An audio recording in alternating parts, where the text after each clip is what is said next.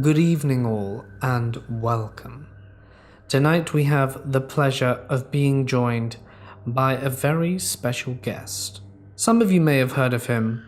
He is The Crime Reel. He runs a channel where he tells true accounts of terrible things that have happened to people.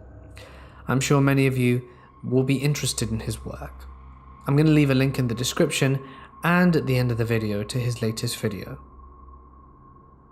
But for now, it's time to get comfortable and let the darkness take control.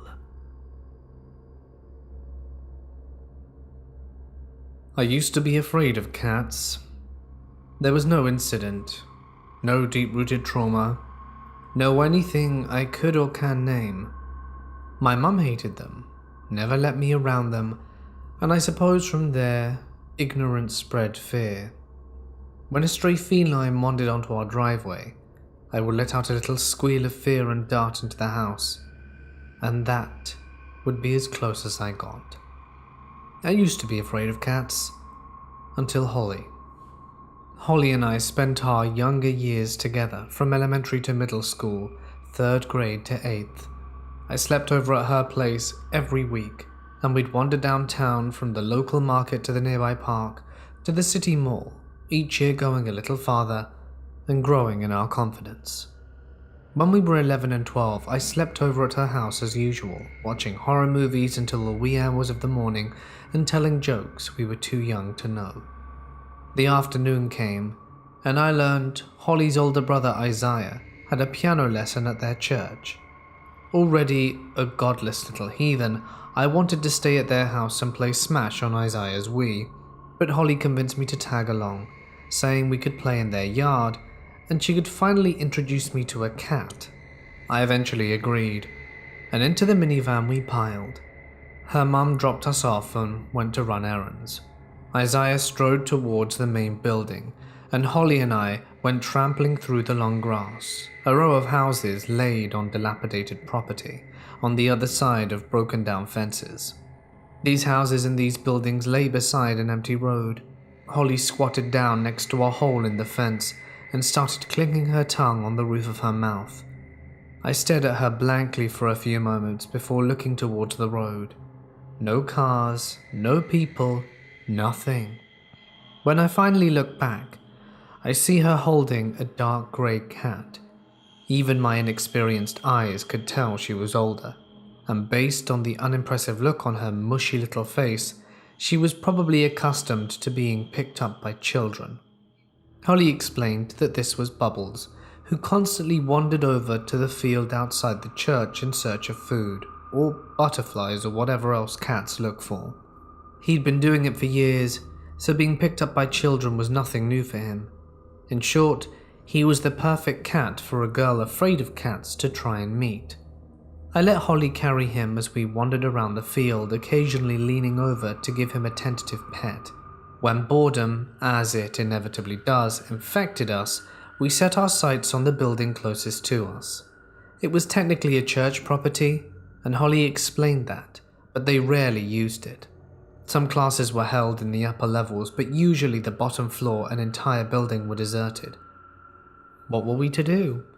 2 girls and a cat walked into a bar, and I forget how the rest of this joke goes, so we wandered into the building, Bubbles meowing softly, but not sounding bothered. Most of the halls were speckled with dust, sunlight filtering in through dirty and shuttered windows. There are no lights on, and while we see switches all over the place, we're unwilling to turn them on.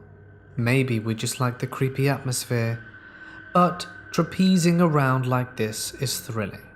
When I ask her if we'll get in trouble for being here, she rolls her eyes and tells me to relax, that since her brother is here taking a lesson in the other building, we're allowed to be here. But maybe we should avoid getting caught. You know, just in case. The building had multiple exits, each leading to a different little area. One is closer to the main church building where Isaiah is. Another borders a small patch of woods, or at least a gathering of trees and flowers and squirrels. Yet another leads to a dirt road that spirals away to somewhere Holly and I don't know. As we pick our way through the hallways, we find a small banquet room. 36 tables with long tablecloths pooling on the floor, 2 doors leading to a kitchen. As Holly and I walk towards the doors, our voices, a low whisper and laced with giggles, we hear it. A slam.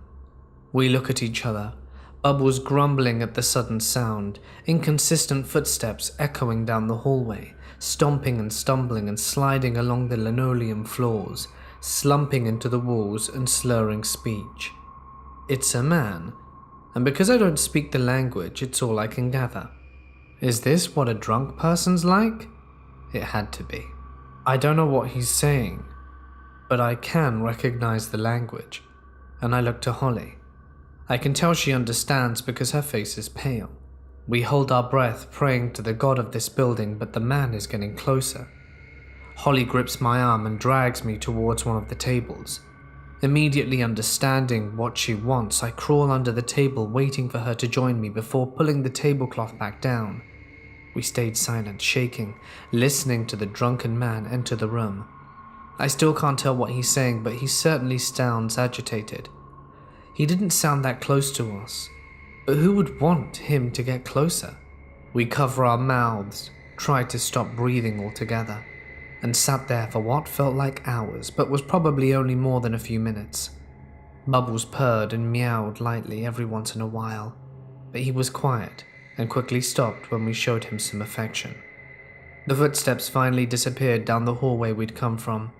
I turned to Holly, opening my mouth to talk when she stops me. "Ozzy, let's get out of here."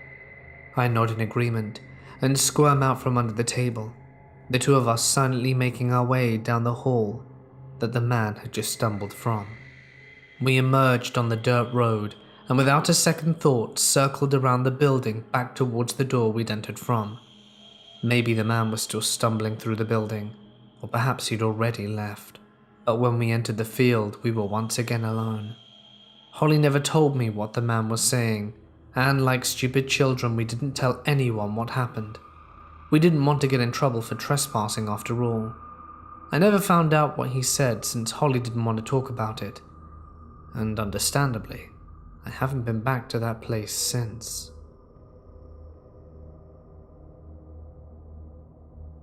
Me and my friend Chloe went to the mall after school on a Friday. Usually this mall is crawling full of sweaty, enthusiastic teens with their friends, but since this was on a school day, we were almost completely alone. Chloe and I sit at this cute little open cafe to eat some pasta. While we're eating, we notice 2 adult men, seemingly in their 30s, sitting at the table next to us. Out of the corner of my eye, I see them staring at us, and when I look at Chloe to tell her about it, she simply nods and whispers the entire time, implying that they were staring at us for a while. I sent her a text to tell her that we should leave, so I wouldn't alarm the 2 men.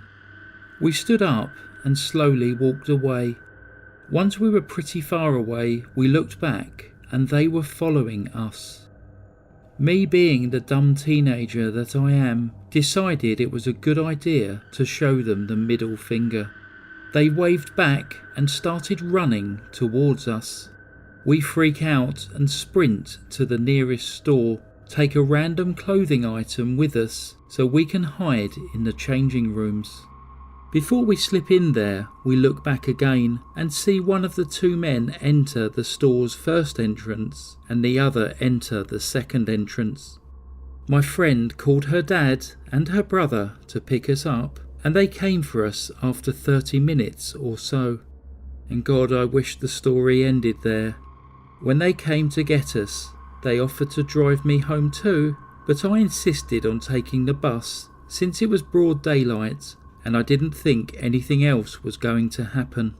So I left the mall and started walking to the bus stop. Suddenly, a car stops near me and the tinted window rolls down. One of the 2 men who were following us opens the passenger door from his driver's seat and tells me to get in.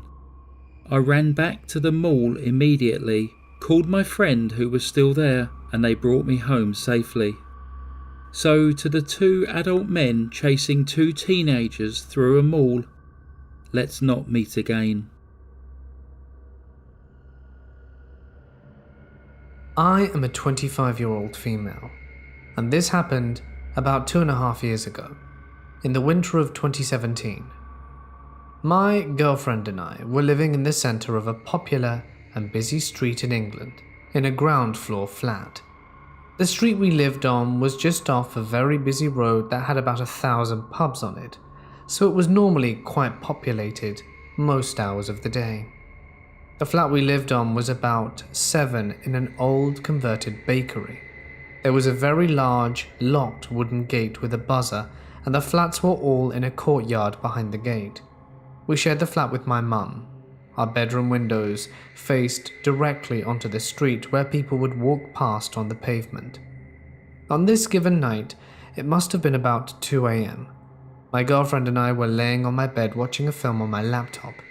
My bedroom, like most UK bedrooms, was a tiny, shoebox-sized room with a bed and a wardrobe and about 5 square feet of extra floor space. Comfy. My window was right next to my bed and faced out onto the street. As we were laying on my bed, someone knocked on the window.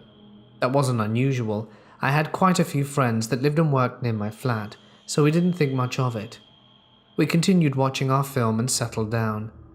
And about half hour to 45 minutes later, there was a massive bang on my window that sounded like someone slammed their fists against it and ran off.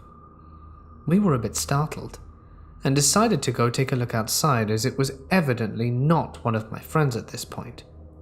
We went into the courtyard and opened the main gate and couldn't see anyone on the street at all. It was freezing and snowing, but still unusually quiet. We stood there for about 5 minutes, just looking around. I noticed a small man on the other side of the street, wearing a mid-length trench coat and heavy boots.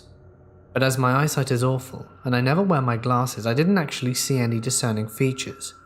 He was on the opposite side of the street, and I was walking along the street from the main road, from left to right, up towards our flat. I just got a bit of a strange vibe from him, and pointed him out to my girlfriend. We both just stood and watched for a few minutes, and as he passed, he didn't turn to look at us or anything. After less than a minute, I looked to my right and saw that this same guy had now crossed over to our side of the street and was walking towards us.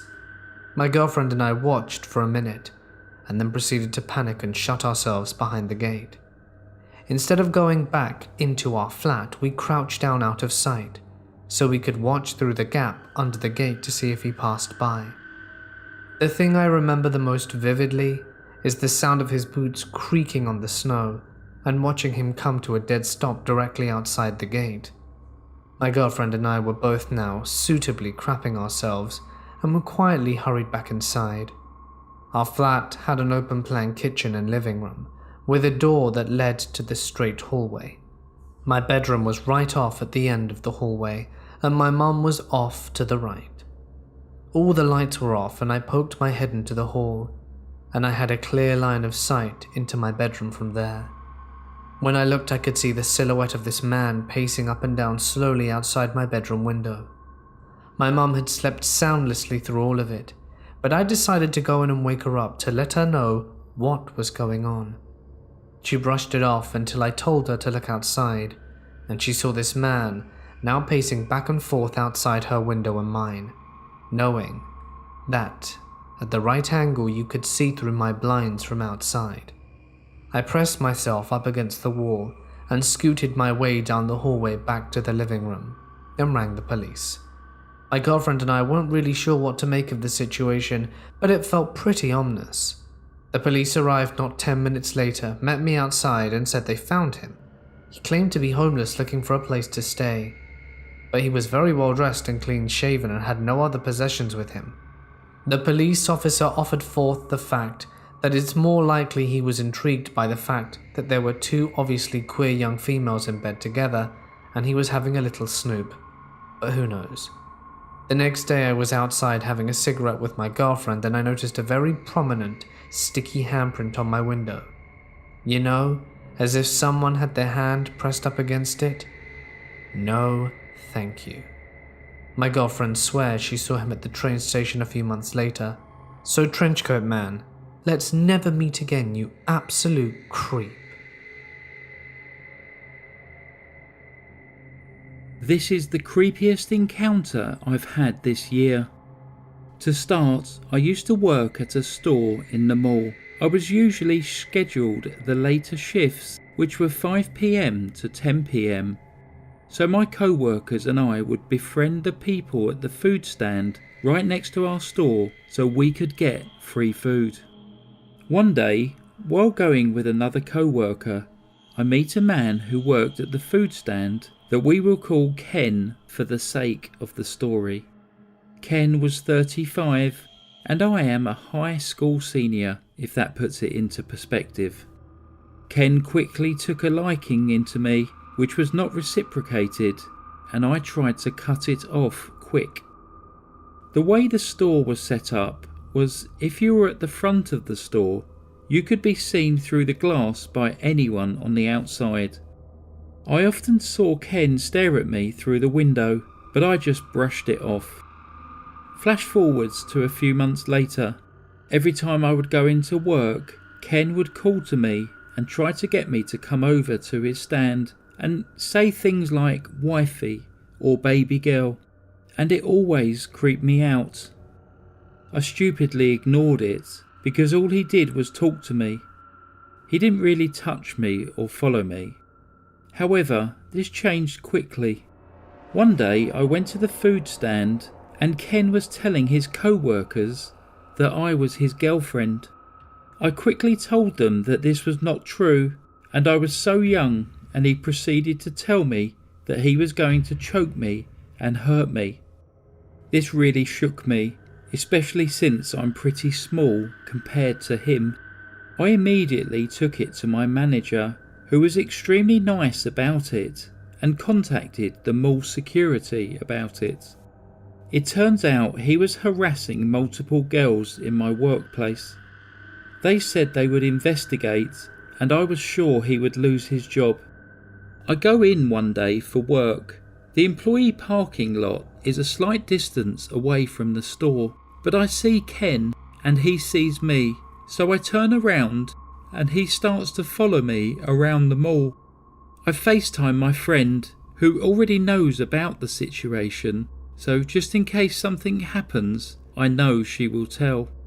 I end up turning into a store and walking back out before he sees me, and I run to my car. That day, I found out that he had not been fired and will not be reprimanded or punished for his creepy actions. This caused me to go insane, and I quit. To this day, I will never go to that mall by myself again. I am a 19-year-old female, measuring approximately 5'4", and I live in a relatively safe part of my city in Ontario, Canada. This happened last summer. You see, I usually use Uber Eats or a food delivery service akin to that when I want fast food at night, as I can't yet drive.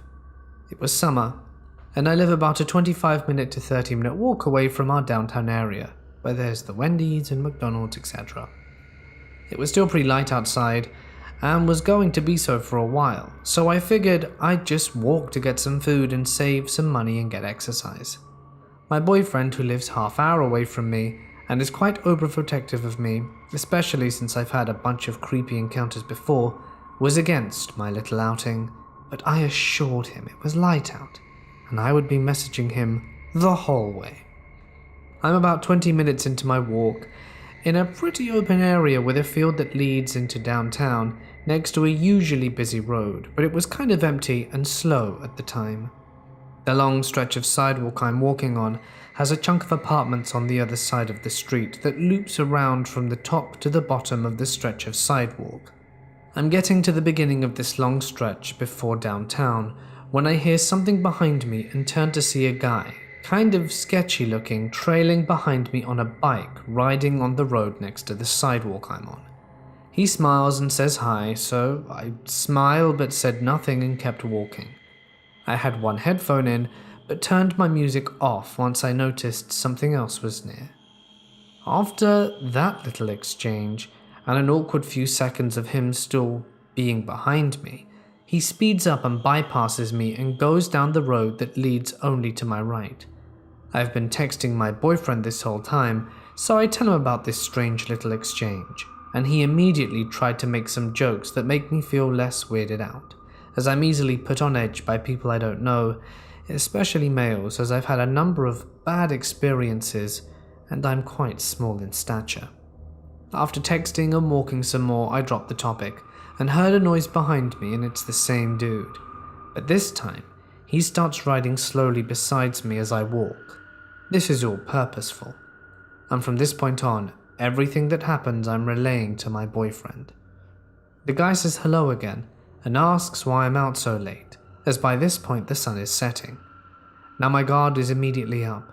I'm small, walking alone, and it's getting dark, so I wanted him away from me. Even though I live in Canada, the province/city where I live is dominated by the English language, and very few people can understand, let alone speak French.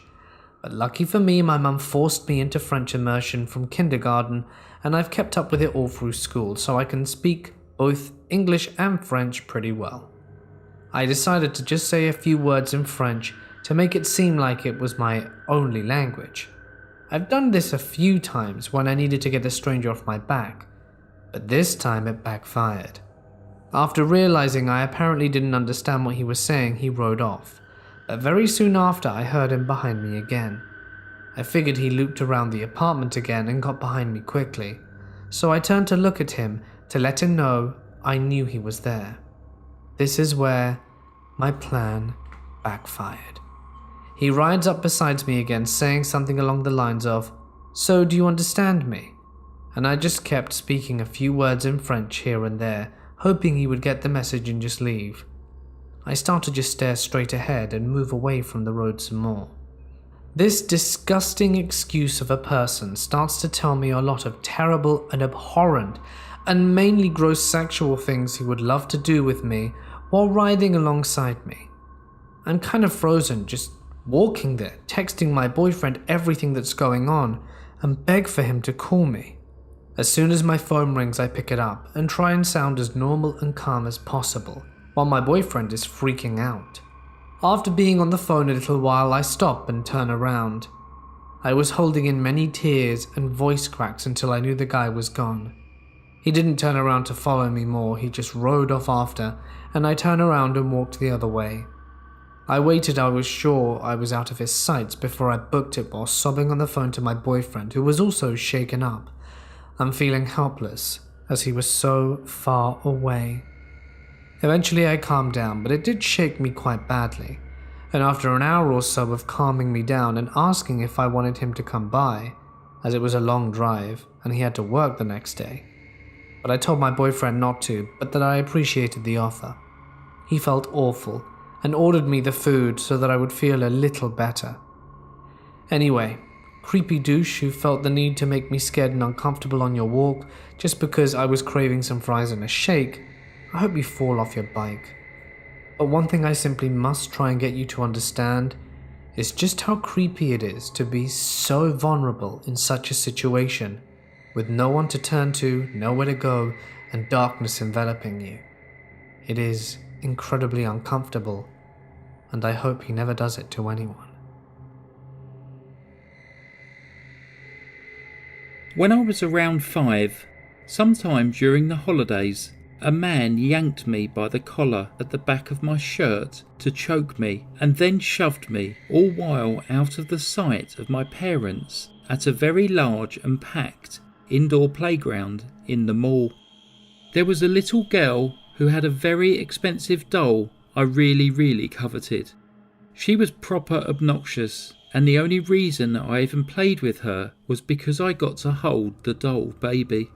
Well, she was fine with that because she wanted to go around yanking on big boy shirts, like she said she would to her big brother, who evidently wasn't at the mall that day. I sat on the baby jungle gym and rocked the doll until I realised I couldn't see my parents in the crowd in the bleachers anymore. I hopped off to look around for them and spotted my companion right away. It was the moment I approached her to return her doll that one of the big boy's fathers yanked me by the collar. He slapped me hard in the back to push me forward after releasing me. This was one of the first times I felt the wind knocked out of me. He snarled under his breath at us, asking how we girls like to be choked. I was physically stunned and actually dropped the doll on the ground.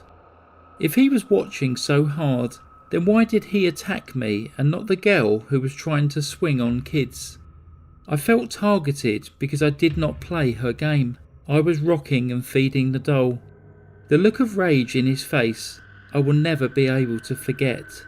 He gave us a look of unspeakable disgust and then looked up at the preoccupied crowd on the bleachers and angrily power walked away. It was gross, but even worse for me. I had never been sworn at before. I didn't tell my parents about the curse word because I felt I'd get in trouble. I ran and told my parents between sobs after rounding the corner between the baby and older kids' jungle gyms. Security searched the mall, but he had obviously been long gone. I remember my parents acting like it was no big deal because they had 2 infants to watch while I played. Years later, when I asked my mom about it, she went pale and said that was one of the scariest moments for her right after when I almost choked on a grape skin. She said it was then that even with 3 sets of eyes supposedly on me and dozens of other parents, patrons and security present, she realised just how easy I could have been scooped up and gone forever at the playground in this mall. Edit. As additional information, this playground is long gone because it really wasn't designed correctly. Each of the jungle gyms circled a giant 2-story fountain, so if you wanted to seesaw a few feet away from the bleachers, you would disappear.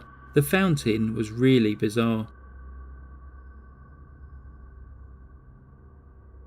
I am a fairly short female, and I was travelling alone in Madagascar at aged 21 because I was on placement at a hospital on Mauritius for a month and decided to hop across to see some lemurs, speak French, and visit another African country. I was obviously a complete imbecile, as I had no idea what I would be in for. I travelled with around 2,000 Australian dollars, which were useless there as there were barely any banks and they wouldn't accept the Australian dollar checks, traveller checks, and almost no cash for safety, thinking a few family trips to Europe meant I was world-wise. Everything goes wrong. I'm followed on the streets all the time and harassed non-stop. I go to visit a tourist site out of the main town at 5 AM to avoid attention and get followed around by a self-appointed guide. A kid who tails me while trying badly to hide behind trees and then blocks my way and asks for payment as I try to leave. I pull out a crumbled $1 note and tell him I don't have more money because I'm scared of being robbed. He takes a look, a bit incredulous, but lets me go. This time I've had enough of Dana and catch a bus to the countryside. I stayed at a forest lodge and go on a nighttime forest walk, which may be illegal, and the guide offers to use one of his bikes to explore the village the following day. His eyes are yellow because he gets malaria every year, and he looks to be in his late 20s, but appears more in his early 30s. Small, scrawny, and sick-looking. I turn up to borrow the bike, but then he says how he's coming with me. So I sit where he tells me in front of him on the bike, with one broken pedal, and start to think how he's pressing against me deliberately. We cycle around, then make our way up a big hill away from the village. He walks off to speak to his friends and returns and starts asking if I have a boyfriend and if I love him. I lie and say we are engaged. He asks if in my culture we can have 2 boyfriends, and the friend is looking at me as he asks this. We are not close to anyone or anything, and I ask him to leave, but he wants to stay. I feel really uncomfortable, so I grab the bike and dart down the hill. He has to run after me. At the bottom, he points to a large field and tells me his dad lives in a hut on the other side, and he'll take me there to introduce us, and I say no. He tells me it's very offensive to refuse to meet family in his culture, and I say no again and we ride back. This time, me being on the front, pressed against while he doesn't speak. Back at the accommodation, which are canvas huts in the forest, the receptionist tells me that I shouldn't have gone with him, that he's a bad man and a drunk. Well, thanks for telling me now. I also ran out of money and started crying in front of two guys from Reunion who gave me $50, which was just enough to get a bus back to the capital in time for my plane. On the way back, around midnight, the bus stops in a field and two army guys with machine guns get on and start searching the bus. I'm the only foreigner and don't have my passport. I'm convinced I'm about to be arrested or questioned, but they're looking for a man on the run. Unfortunately, they leave me alone. I'm just gonna say now, my experience in Madagascar, being a single female and quite naive and young, was not the best. To any future travelers, please be savvy.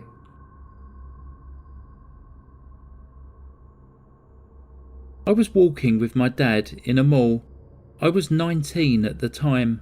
A seller of a car was talking of a giveaway that they were going to make.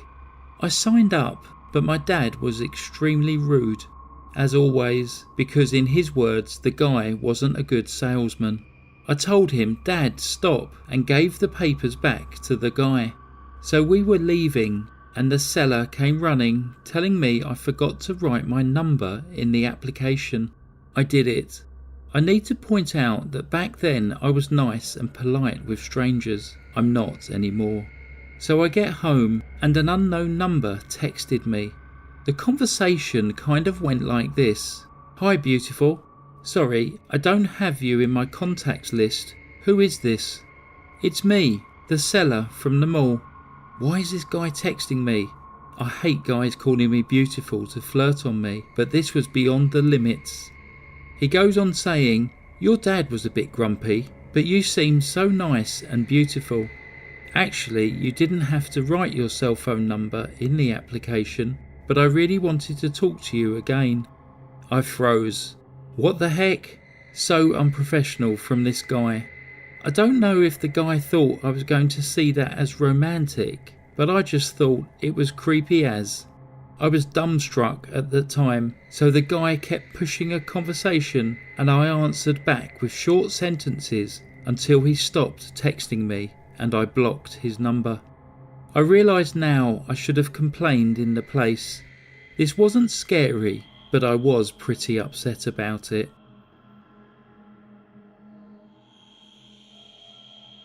It was quite hot outside yesterday, and I was bored, so decided to go to McDonald's with my friend. Things were normal at first, and as I mentioned, the heat made me want to roll down my window halfway through the drive. Halfway there, we changed our plans, and decided it would be best to go to Subway. I made a detour in order to get to the one closest. As I turned from a side street back onto the main one, I realized I had to make a left turn to get to the Subway, so I looked to see if I could switch lanes into the center one for turning. Unexpectedly, there was a scraggy man crossing the middle of the street, with no crosswalk in sight. Traffic was also especially bad, since it was currently the College World Series season. He looked like a lot of people you'd find walking around aimlessly with dark, dusty-looking clothes and a very worn-looking red bag, plus a bright red cap that covered his eyes. He seemed like he was on something too, since he had decided to cross such a busy street during prime hours. But I'm not so sure about that. Now this happens sometimes where I'm from, especially on this street in particular, and I'm used to it, so I slow down until they're safely out my way before I carry on going. With that, I merge into the center lane, where he had already started to cross onto the other side. Mind you, I was nowhere near him, but he slowly turned around and started charging towards my car as if I had tried to ram him. He was yelling and cursing for some reason. I didn't know why he was angry. I quickly pulled up my window and made sure the doors were locked. As he got right next to my car, he knocked on my window while yelling at me to get out, but I kept on going since it was just my turn to leave. I heard a ton of honking and a lot more yelling as I turned into the parking lot, so I assumed he had crossed the street and moved on with his day. However, before I could park, my friend told me that we should probably hightail it out of there because he was waiting for us to get out from across the street. Some cars were blocking my view, so I moved up a bit and sure enough, the red cap was there, and he was glaring very intently at us. I knew something was wrong, and that I could be in real danger. And that feeling was enough to convince me that I shouldn't even entertain the idea of getting a healthy sandwich. So I made a turn and got the hell out of there, before something could happen to one of us. I knew that if I made a left turn, there was a stop sign right there, so my buddy would have to have become his target. So I went right and stepped on the gas. Lo and behold, I start driving away when I see this man actually attempting to run up to my car. He was yelling something, but my buddy turned on the AC so loud we couldn't hear it. Needless to say, I was freaked out a bit at this point, so I kept driving until I knew I was way out of range, even though there was no way the guy could catch up with us. I don't know how long he followed me for because I didn't look back until we were a good 5 blocks away. I'm glad I know my streets though, because we ended up at the McDonald's we'd planned to go in the first place, and nothing mollifies me like a large fry. I thought about it for a while I was eating, and was quite rattled. Who knows what he would have done if we had decided to park at the Subway, or worse if he actually got to stick his hand into my open window like he'd been attempting to. I'd been warned that would happen in the sketchier neighborhoods when I'd been learning to drive, but this was the first time I ever experienced anything like that, and I was quite shocked. Who knows what he could have had in his pockets or his bag, and the look on his face was one that implied he simply did not want to apologize or exchange pleasantries on a Saturday afternoon.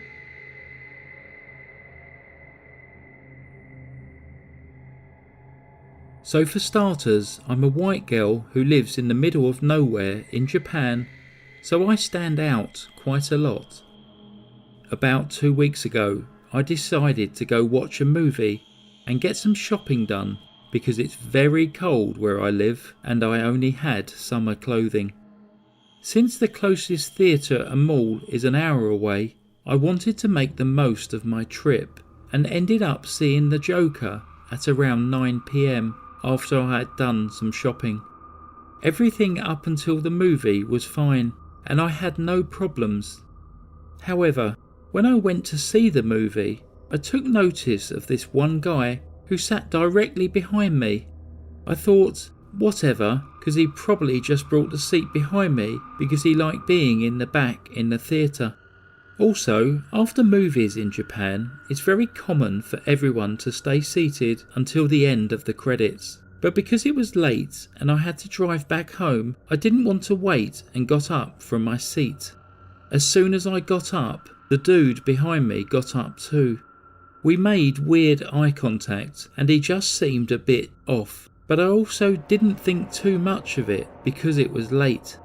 After I walked to the bathroom and the guy was walking slowly behind me, he stopped outside of the bathroom and waited all by himself, and he was watching me go in. Okay, now that was weird, I thought. So because I was a little freaked out by this guy, at this point I decided to stay in the bathroom for a little bit longer to see if he would go away. But nope, as soon as I walked out, this dude was outside watching me. But as soon as I started leaving, the credits for the movie just finished. So 2 other women in the theatre exited at that time too. There were only 4 of us in the entire theatre. So as a group, we all left and all got on the same elevator. Also, this dude was also wearing a very large trench coat which added to his creep factor. So he was also just looking at me while we were in this elevator, and as we were leaving through the entrance doors, I started to walk fast and then I ran straight to my car, which was quite far away. and I just look at the dude, and he's just standing there at the entrance, watching me run to my car. As I was about to leave, I saw him wait in his car, and it was turned off. He was just waiting for me, I guess. I decided to wait there too in my car, and he didn't move or turn on his car for about 5 minutes. I was freaked out at this point and drove out of the lot as fast as I could, but as soon as I turned on my car, he turned on his car. But I was too fast for him to catch up, and I drove back home without him following. So creepy trenchcoat guy who followed me around in the theatre and parking lot, let's not meet.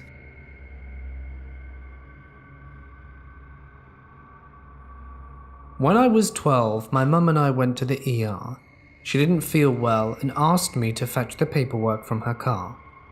I walk alone to our car in the parking lot, and you hear these ladies outside the hospital yell, "What are you doing? You better stay away from that little girl." I didn't have to put two and two together, reach the car, and by the time I turn around I see my mum walking up on this guy who's right behind me. My mum is a tough looking chick, so when she asked him what the hell he was doing, he scrambled for an answer and said he was going to ask me for a ride. She yelled at him and says, "Does she look like she's old enough to give you a ride?" That guy disappeared there and then. I'm 22 now, and it still scares the life out of me to think what would have happened if those random ladies weren't outside looking out for me. What would have happened indeed?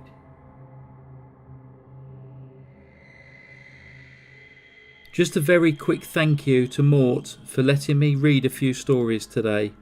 I am the Crime Reel, and I cover true crime stories on my channel. It would be great to see you at the channel sometime. By the way, Mort featured on the channel recently to cover this year's Halloween story. Thank you for the experience, Mort. Psst. Goodbye.